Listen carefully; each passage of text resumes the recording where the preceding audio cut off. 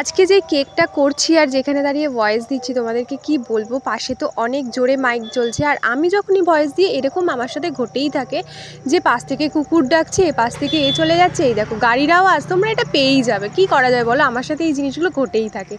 তো যাই হোক, আজকে যে কেকটা করেছিলাম এটা কিন্তু একটা ম্যাঙ্গো ফ্লেভারের কেক ছিল। তোমরা দেখতেই পাচ্ছ কেকের স্পঞ্জটা এতটাই স্পঞ্জি হয়েছে যে নিজেরই আমার মনে হচ্ছিলো কেকটা আমি খেয়ে ফেলি।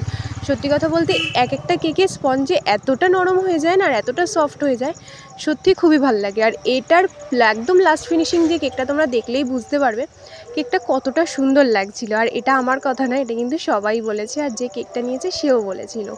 আর এই কেকটা করে তো আমি অনেক বেশি হ্যাপি হয়ে গেছিলাম। আর সেকেন্ড পার্টটা কিন্তু তোমরা কেউ মিস করো না। সেকেন্ড পার্টটা দেখার জন্য কিন্তু যারা এখনও আমার চ্যানেলে সাবস্ক্রাইব করনি প্লিজ জলদি জলদি করে দিও। আর যদি ভালো লেগে থাকে প্লিজ সবকটা ভিডিও দেখে লাইক কমেন্ট করে দিও। চলো আজকের মতো টাটা, সবাই খুব খুব ভালো থেকো।